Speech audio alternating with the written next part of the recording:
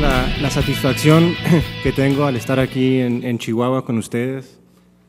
De niño viví aquí en Chihuahua de los 7 a los 15 años, luego de haber nacido chilango. Y pues esa es la edad clave, ¿no? Cuando uno se forma. Y luego de haber vivido en muchas partes, en Los Ángeles, en Nueva York, en Texas, en Pittsburgh, siempre me identifico como haber sido de Chihuahua, porque no hay mejor lugar en el que uno se puede formar, yo creo. Quisiera comenzar con una pregunta indiscreta. ¿Quiénes de ustedes han hecho trampa en la escuela? A ver, no se chiven que aquí no hay maestros. Copiado en un examen, en la tarea, con confianza. Muy bien, muy bien. Gracias por su honestidad.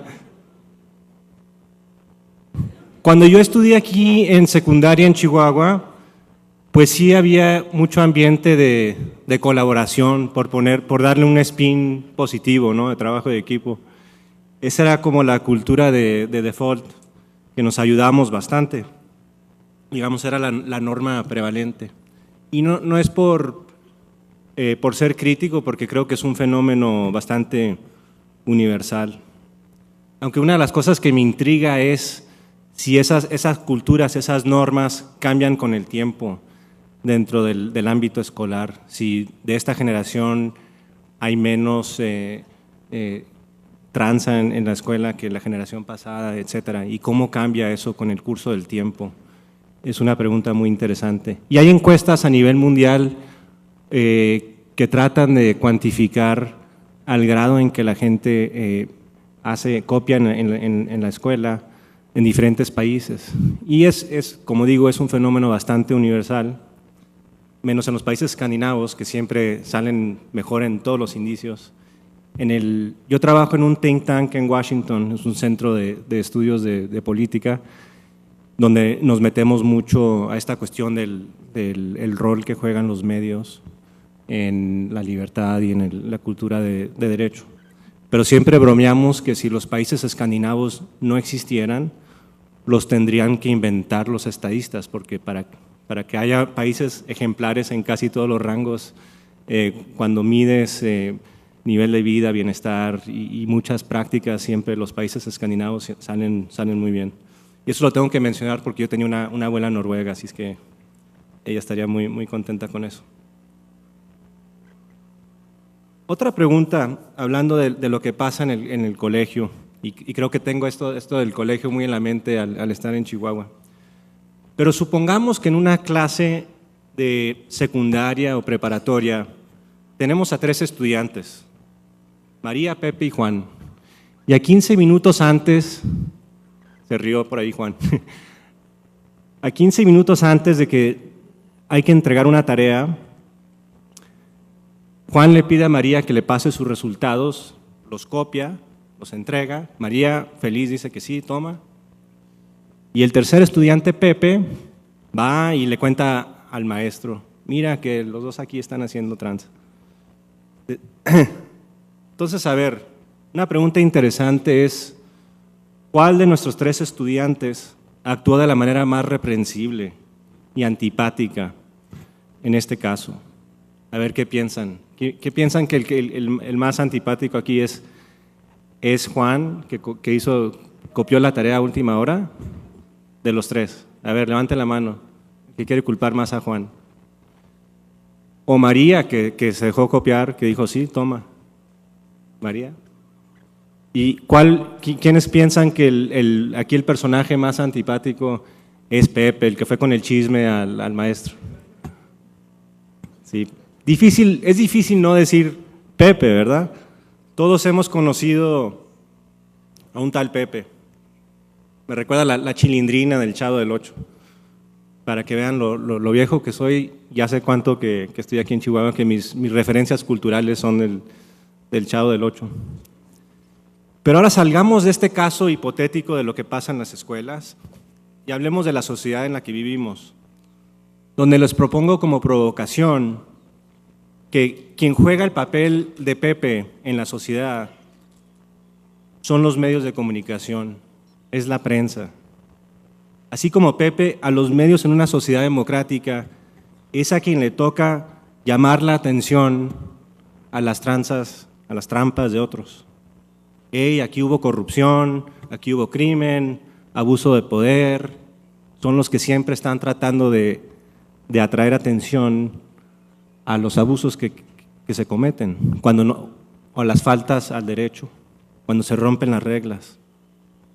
A nosotros, los periodistas, porque ahora trabajo en un think tank, un centro de estudios de política, pero sigo muy ligado con medios de comunicación y trabajamos mucho con periodistas, entonces todavía me considero de oficio periodista. Pero nos encanta a los periodistas en Estados Unidos y en todas partes hablar de nuestra vocación como si fuera una labor heroica, una causa muy, muy noble. Y obviamente en muchas maneras lo es. Pero vale también la pena subrayar que el periodismo, como lo que hace Pepe, no siempre es muy popular o bien visto. Y si lo vemos de esa manera, a los medios de comunicación, como una bola de Pepes metiches, siempre creando inconvenientes para los demás, se vuelve más evidente el por qué la libertad de prensa no siempre triunfa, no siempre se da como algo natural, algo inevitable. Y también es evidente por qué no en todas sociedades va a haber un consenso muy amplio para esa libertad, para hacer prioridad la libertad de la prensa. ¿Sí? Hay sociedades donde existe un consenso muy amplio entre la población de que esta es una de las cosas que nosotros como una sociedad vamos a apreciar más, pero en otras sociedades no llega a ser tan obvio, porque tiene que llegar un momento en el que empiezas a creer en esa libertad de la prensa y el rol que juega la prensa como un principio, una cosa abstracta a la que vas a apoyar para lograr ciertos objetivos, aun cuando sea inconveniente. Y en muchas sociedades lo que sucede es que esta abstracción de la prensa no existe. Lo que existe es el diario que pertenece a fulano, que representa ciertos intereses, o la televisora que tiene cierta agenda, ciertos intereses, y no llegamos a pensar en el conjunto de estos medios como la prensa, como los medios de comunicación, que sirven un papel casi constitucional. Si tenemos… En Estados Unidos hemos llegado un poco a ese consenso, pero también no quisiera sugerir que siempre fue inevitable o que siempre ha existido ese entendimiento del rol que tienen los medios para hacer un balance al poder. La prensa está protegida en Estados Unidos en la primera enmienda de la Constitución, que obviamente se le dio bastante importancia, y le llamamos a los medios the fourth estate, o el cuarto poder, los otros tres siendo el judicial, el legislativo y el ejecutivo. Entonces sí hay un cierto consenso de que los medios son árbitro, son un contrapeso al poder. Pero igual, hace 2 siglos cuando nació Estados Unidos no estaba ya todo esto en su sitio, no había una prensa tan independiente lista para, por ejemplo, atacar al presidente en cuanto a la guerra de Vietnam o Watergate, todo lo que se ha dado en la época moderna. Esa relación adversarial pero profesional entre medios y estados tardó mucho tiempo en desarrollarse y en consolidarse. Y aún hoy en día tampoco quiero sugerir que el modelo de Estados Unidos está ya a la perfección. Siguen existiendo y siempre existirán fricciones y diferencias y mucha bronca en cuanto a las reglas del juego, aun cuando todo el mundo está de acuerdo que este es el juego. En los detalles sigue habiendo mucha tensión. Tan solo la semana pasada se desató un escándalo en Washington sobre una investigación del gobierno enfocada en el Associated Press, averiguando quiénes dentro del gobierno proporcionaron información clasificada a la prensa. Entonces estas peleas siguen en cuanto a los detalles de las reglas del juego. En otros países como Argentina y Venezuela, son casos donde sí se evidencia que el consenso amplio para la libertad de la prensa, para los medios de comunicación en desarrollar la democracia, no están muy establecidas. Ahí el gobierno los gobiernos en países como esos han podido limitar bastante la libertad de expresión a nombre de la democracia, porque han tenido el éxito de no identificar a la prensa o los medios como un principio, sino como representantes de una parte de la sociedad que tiene sus propios intereses. Entonces regresemos a Pepe, en nuestro caso hipotético de la escuela, porque quiero que nos quede claro, si Pepe representa a los medios a la hora de chismear, ¿quién es María y quién es Juan en ese caso?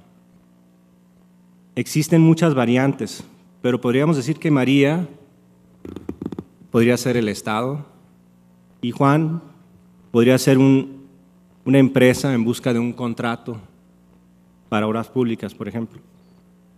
Juan le dice a María, haciendo esta analogía, toma esta lana y déjame tomar el contrato sin licitación adecuada. Y en eso llega Pepe con su curiosidad e investigación y en vez de decirle al profe que aquí hubo tranza, como en el caso hipotético, el rol que él juega es decírselo al público. Ahí está la analogía.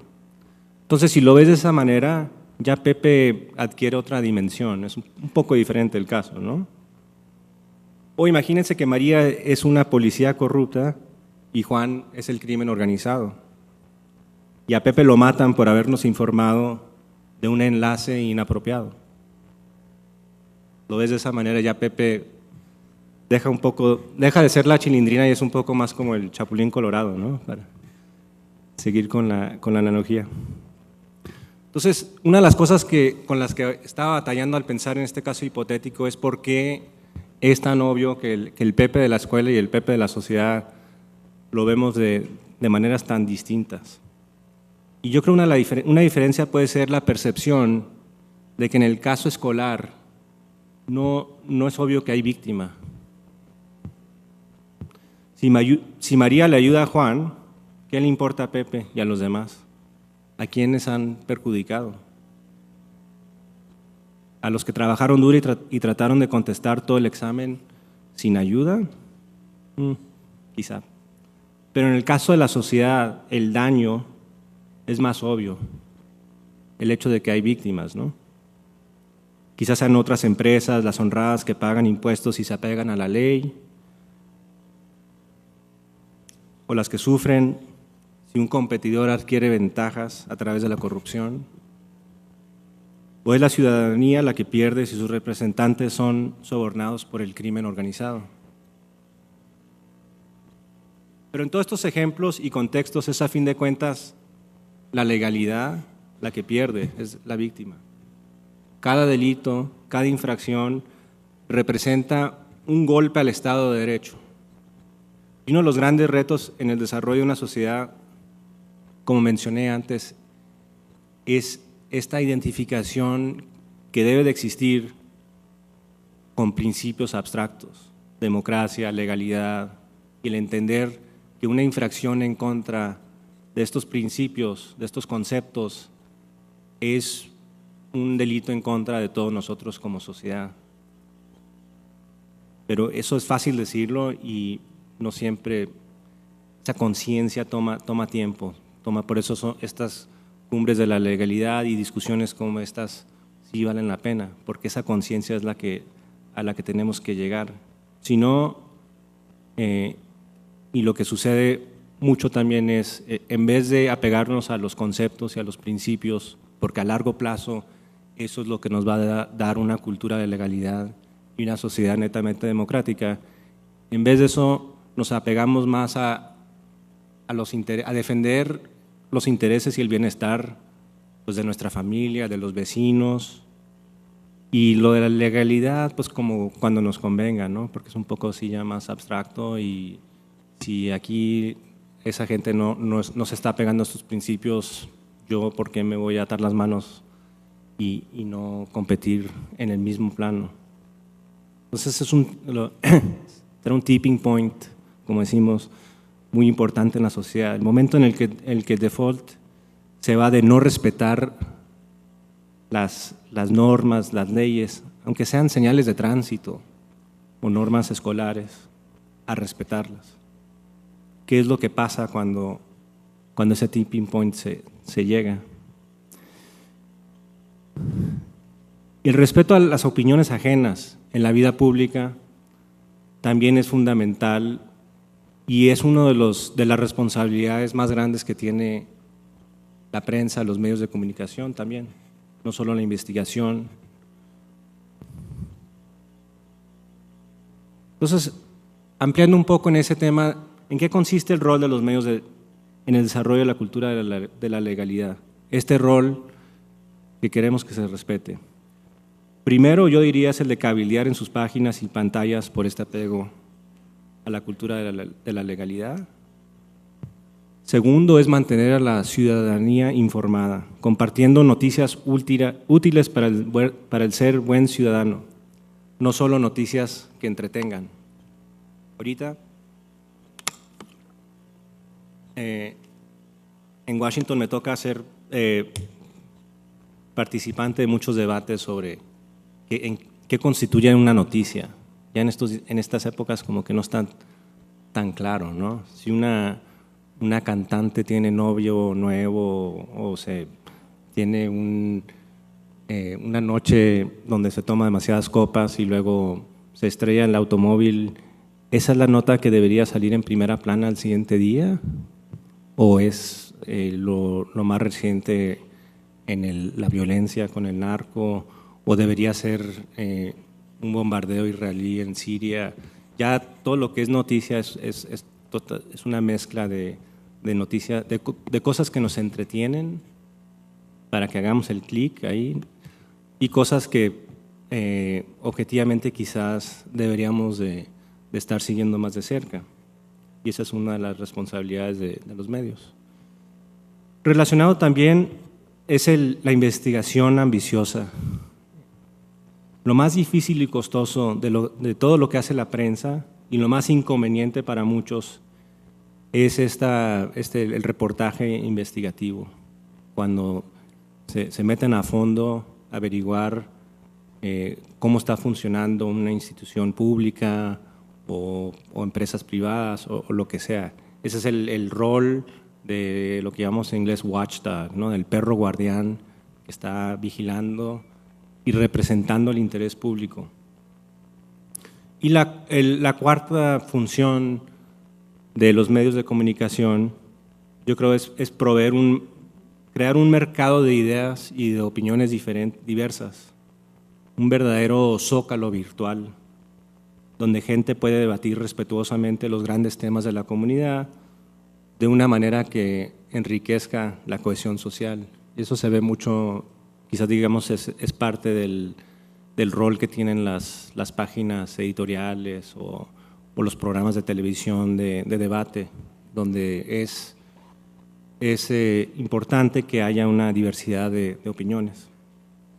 ¿Cuáles son los obstáculos que puedan existir para que los medios de comunicación jueguen este papel tan importante? Una, obviamente, en muchos lugares es la censura del Estado. Tienes un Estado que no quiere que haya periodismo investigativo, que no haya debate con diferentes visiones, pues ese es un obstáculo bastante grande. En México no es de los obstáculos más importantes. México ya creo ha superado en mucho ese obstáculo, que sí había en otros tiempos, ¿no? La inseguridad es otro obstáculo a los medios. Y es una paradoja que para el desempeñar su función constitucional y su función de construir una cultura de la legalidad. Los medios de comunicación, por un lado, tienen que tener una relación algo adversarial con el Estado, son un contrapeso, pero por otro lado dependen del Estado para poder desempeñar su labor. Si no tienes un clima de seguridad, no vas a poder jugar ese papel. Y ese sí es un problema, no les tengo que decir yo, muy prevalente en México, desgraciadamente, que no hay las condiciones para que los medios de comunicación se desempeñen como deberían de desempeñarse en muchas partes del país por la violencia que se da y por la falta de seguridad que el Estado no ha podido garantizar. Conflictos de interés es otro obstáculo. A veces resulta que los medios de comunicación se autocensuran para proteger otros intereses que ellos mismos tienen. En un universo ideal, todos los medios de comunicación no se dedicarían a otra cosa. Pero cuando tienes medios de comunicación en manos de dueños que tienen muchas otras industrias o muchas otras empresas en otras industrias, eso puede crear conflictos de interés. Si el dueño del periódico o de una televisora es también le está pidiendo al Estado contratos o favores para avanzar otras empresas en otras industrias, el periodismo quizá no vaya a ser su primera prioridad. Y quizás ese va a ser uno de los medios que se va a dedicar más a cubrir notas sociales que a hacer investigaciones a fondo. O quizá no van a tener esa relación tan adversarial como debería ser. Y por último, otro obstáculo a los medios de comunicación que ha sido muy latente en los últimos años en muchos lugares es el modelo de negocios, con la revolución que hemos tenido con el Internet. Y ese obviamente es un obstáculo. Si no puedes contratar a profesionales a hacer investigaciones de fondo, porque tu base de ingresos que antes eran los anuncios clasificados o qué sé yo, ahora se han ido al Internet. Ese es un reto y en todos los países todos los medios están en un proceso de adaptación al nuevo clima tecnológico. Me he estado refiriendo a medios de comunicación hasta ahorita del tipo más tradicional, ¿no? A la prensa. Pero obviamente cuando hablamos de medios de comunicación, también debiéramos mencionar a las redes sociales, a los medios sociales, que tanto han revolucionado la comunicación y a todo lo que hemos estado hablando. Ustedes saben, al igual que yo, quizá mejor que yo, lo poderoso que son estas redes sociales, al conectarnos de una manera que antes no era posible. Yo me fui de Chihuahua a los 15 años y anoche estuve platicando con un amigo que si en esa época hubiéramos tenido Facebook, el haberme ido hubiera sido una experiencia totalmente diferente, puesto que me hubiera podido llevar a Chihuahua y a mi comunidad en el bolsillo, ¿no? y estar más en contacto directo. Entonces, al igual Facebook y Twitter nos permiten aumentar el rol de los medios tradicionales para informarnos como ciudadanos y también para movilizarnos. Creo que todos lo hemos vivido, lo poderoso que son estas redes para correr la voz, para mantenernos informados. Pero también hay que tener cuidado en no exagerar cuánto cambian estas tecnologías, lo mucho que han revolucionado. Por ejemplo, les mencioné lo importante que es el periodismo de investigación a fondo. Y eso no lo ha podido desplazar hasta la fecha el Internet. Las noticias tienen mayor difusión porque todos estamos conectados y el chisme se puede correr rapidísimo. Y también para lo que es el intercambio de opiniones, todas estas redes sociales han creado un boom tremendo, ¿verdad? Y el Internet, cualquiera de nosotros puede lanzarse como columnista en nuestras pijamas en casa, escribiendo un blog y tener una plataforma que de una manera no era posible hace 20, 30 años. Pero si quieres tener una investigación a fondo de cómo se utilizan algunos recursos públicos o qué es lo que está sucediendo hoy en día en Siria, ni el Internet, ni Twitter, ni Facebook, ni mi blog que yo escribo en mis pijamas nos va a ayudar mucho. Todavía necesitamos a la antigua gente muy capacitada, periodistas con mucha profesión y con muchos recursos que van a tener que hacer investigaciones muy a fondo y que van a tener que ir a Siria o meterse a los detalles de una institución pública y cómo están utilizando sus recursos. Nadie ha podido recrear un modelo para hacer esa función. Tenemos grandes herramientas de comunicación para difundir lo que se aprende de esas investigaciones, pero ni Google, ni Twitter, ni Facebook, ni lo que quieran, LinkedIn, te van a poder hacer ese trabajo de fondo.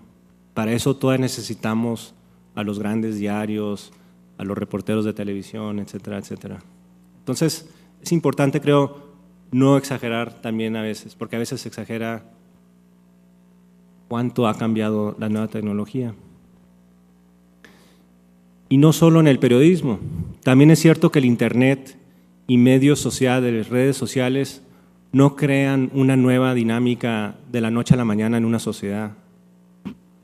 Yo diría que más bien lo que hacen es exageran y aceleran tendencias ya establecidas.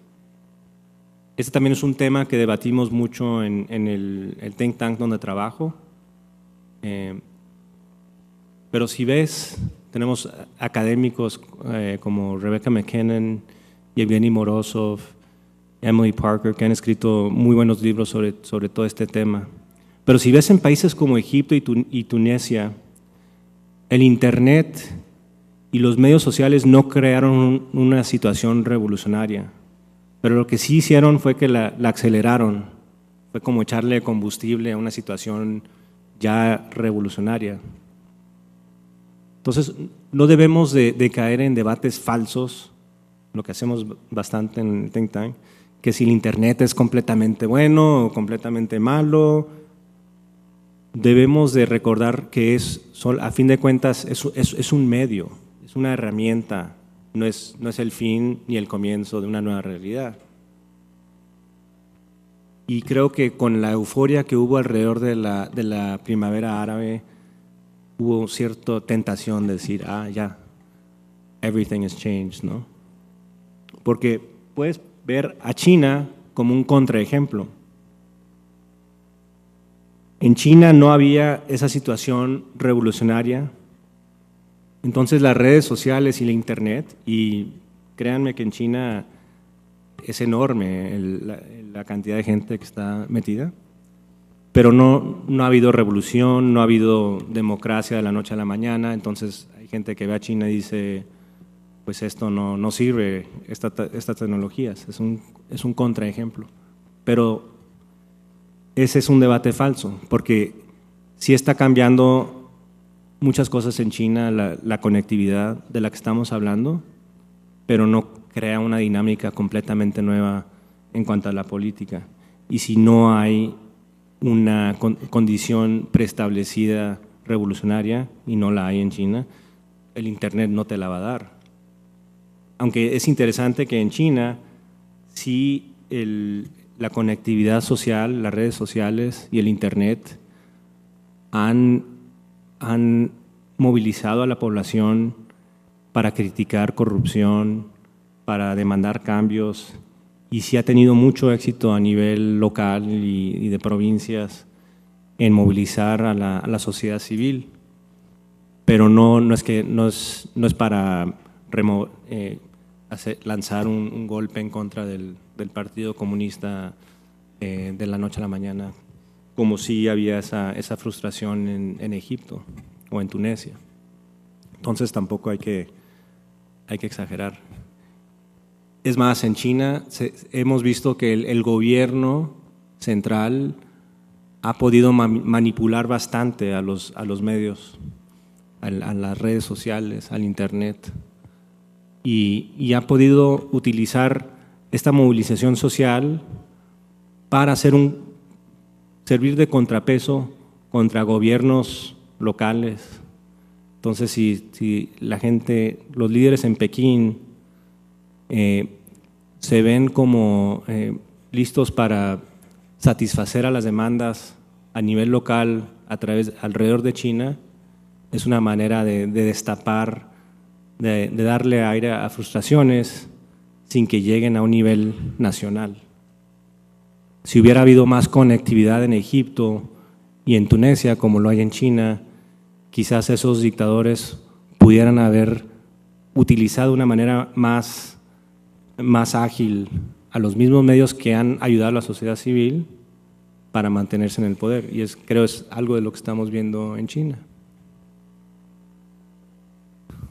Bueno, entonces, todas son provocaciones, cosas de las que yo me dedico mucho tiempo reflexionando y ojalá ustedes también. Lo quise escribir porque yo doy muchas pláticas en inglés y en español no tanto, y como les dije, me fui al salir de la secundaria, entonces lo puse más en escrito. Pero dejemos la formalidad. Yo quisiera tomar preguntas, comentarios y tener un poco más de intercambio por unos minutos.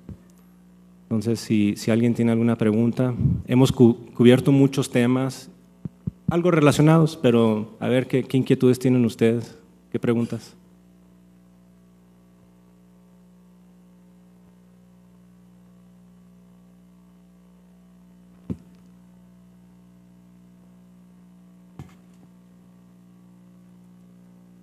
Es muy temprano. A ver, Roberto.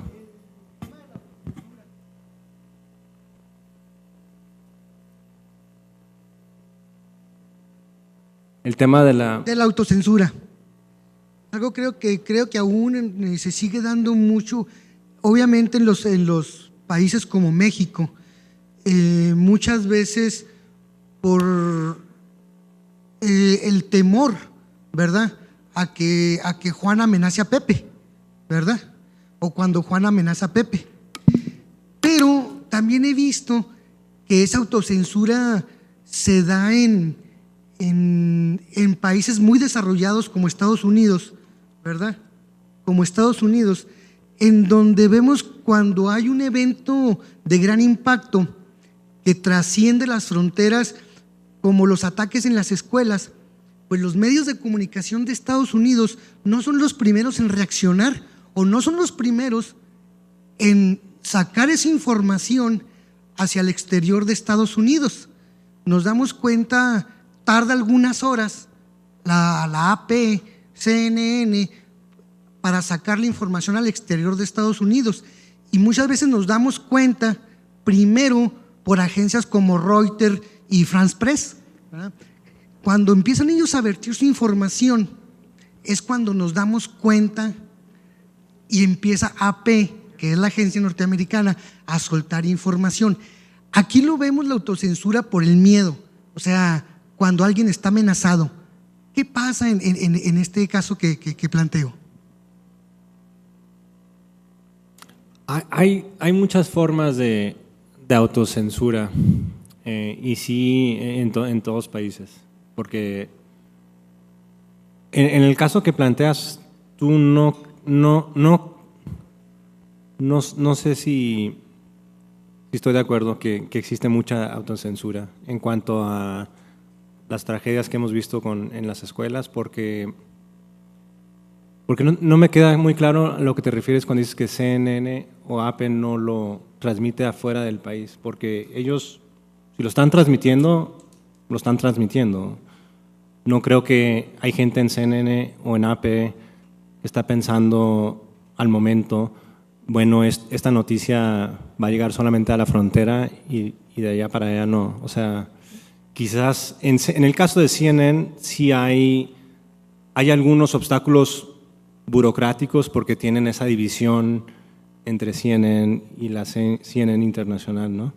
Entonces quizá por eso a veces se tardan demasiado. Si es una noticia súper importante, a veces la transmisión de CNN internacional la interrumpen y se van directo o viceversa. Y quizás a criterio de algún editor en Atlanta piensan que pues quizás lo que pasó en un colegio en Connecticut no llega a nivel de interrumpir. No sé, pero no creo que hay el periodista norteamericano no se la pasa pensando cómo voy a proteger la imagen de mi país fuera en el exterior. O sea, no es, culturalmente no puede haber excepciones, ¿no? Pero no es. Yo lo que veo, creo, donde hay un peligro de más autocensura en Estados Unidos, porque tampoco te quiero sugerir que estamos viendo el Edén ahí de la libertad, es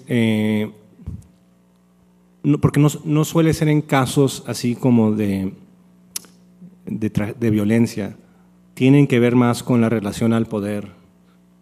Puede haber autocensura en Washington si tú eres el reportero de la Casa Blanca del Washington Post y sabes de algo importante, pero quizás piensas, si escribes esa nota vas a perjudicar tu relación con el vocero de la Casa Blanca, que te ha dado muchas otras cosas, tienes cierto acceso al círculo de poder, entonces hay que pensarla un poco antes de escribir una nota crítica. Si es algo súper importante, los incentivos de tu profesión van a ser tales que vas a ser muy agresivo, pero hay algunas notas quizás en un área gris donde quizás la piensas porque el acceso al poder, a qué medio le van a dar la siguiente entrevista con el presidente, quién se va a sentar dónde en la cena anual con los corresponsales de la Casa Blanca. Todo eso es una negociación continua. Y si tú como medio, como periodista, les pegas muy duro, de repente no estás en la. Entonces es un poco corrupto esa relación. Creo que esa autocensura es más peligroso y más serio a nivel municipal. En muchas ciudades en Estados Unidos, quizás el dueño del periódico no quiere ofender a. Hay otra, la siguiente pregunta atrás. No quiere ofender al alcalde. Entonces, también hay intereses comerciales que representan autocensura. Tratamos de pensar en censura con la relación con el Estado, pero mucha autocensura. Por ejemplo, les doy un ejemplo. Yo cuando trabajé en el Los Angeles Times, escribimos unos editoriales sobre la cuestión ambiental y la necesidad de que el gobierno cambiara la regulación a lo que llaman CAFE standards, el millaje que te da el carro por litro. Y escribimos unos editoriales y General Motors se enojó tanto con el periódico que cortaron un contrato para $10 millones de publicidad anuales. Y mi jefe, el publisher del diario, me dice, oye, tus editoriales están saliendo caros. Porque ya los periódicos de por sí estaban en una etapa muy, muy difícil y que alguien te saque, era de las compañías que compraban más publicidad.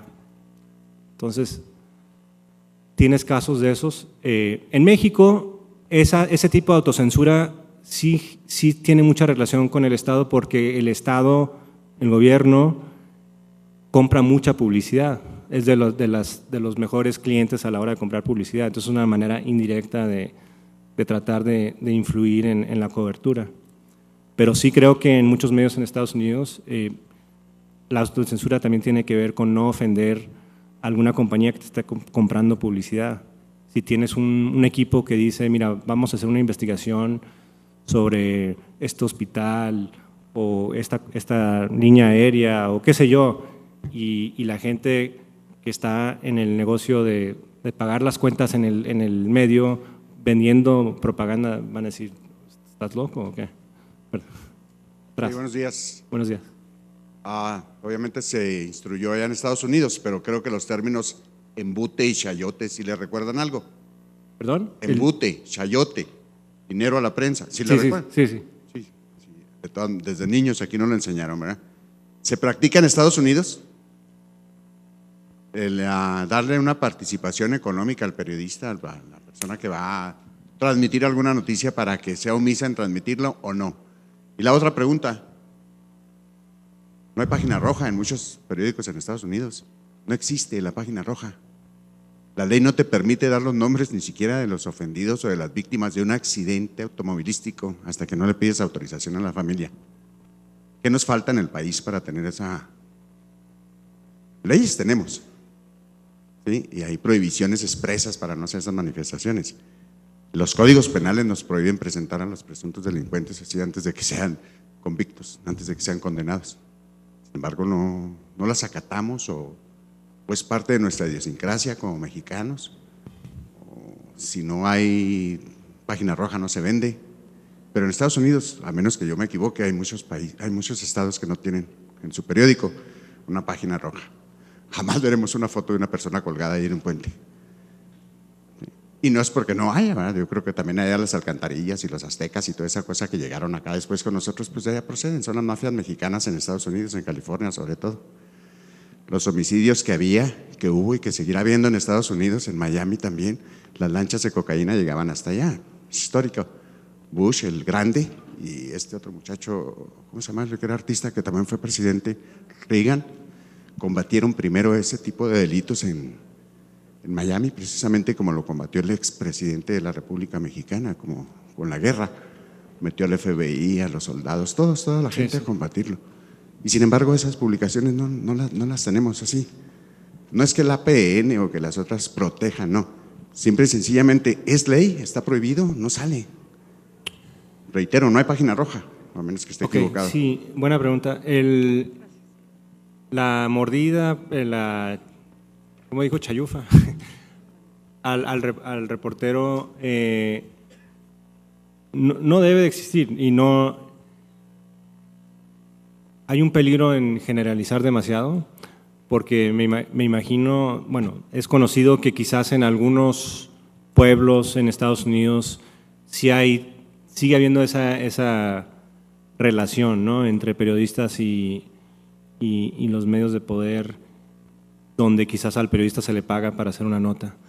Pero es la excepción, diría, y ya en medios de un tamaño de consecuencia no se permite, siempre hay algún caso, pero se entiende que es crimen, que es excepción y se disciplina.